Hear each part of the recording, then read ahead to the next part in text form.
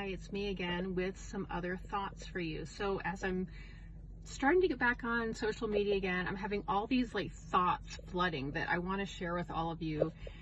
I shared another post earlier about just feeling so good, and I again have been feeling really crummy or was feeling really crummy for a few years, and I realize it's probably been most of my life.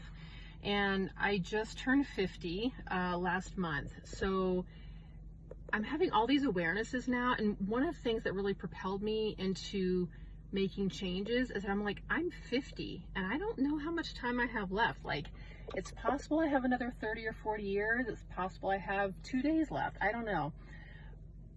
Regardless of how much time I have, I'm just really reflecting on my thoughts, my feelings, how I approach life or feel about life. And there are so many just junk that I have had rolling around in my head, and I almost was like a pouty child because I was just thinking on the way home from work now, I was like, I feel good, and I was like, it's so much work. I was talking to a patient this week, like, it is so much work to actually feel good, because I think everything that we're bombarded with, we're not actually taught how to live life. We're not taught how to be happy or communicate well or just like create joy, because it actually, I feel like everything in our environment is all about keeping us down, keeping us afraid, chaos, uncertainty. And so we really have to think critically and to find tools to make ourselves happy. I don't mean tools like getting a new car or going to eat donuts, or, I mean, all those things are fun in moderation, but it's not the essence of life, right? Like, you know this, like, we all know this, and we forget because especially we're on social media, even though this is on social media, but hopefully it's uplifting and helpful and empowering.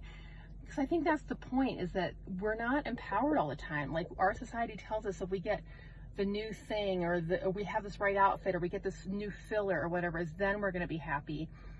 And that stuff costs money, it's effort, and it's all outside forces. It's not from within.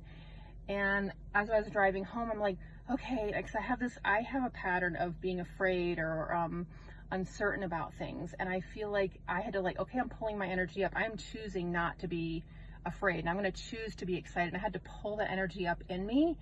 And that's a skill I think we need to learn and teach ourselves.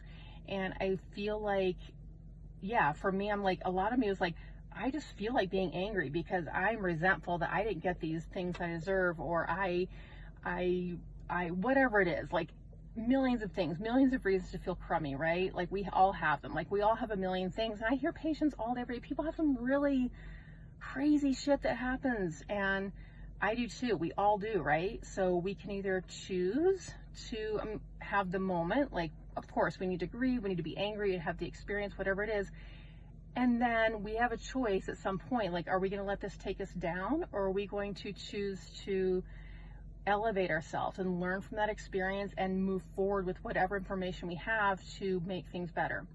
So I want to share with you those few thoughts, and every moment you have in life is a choice, right? Like, you get to choose how you're going to feel. You can't always choose your environments.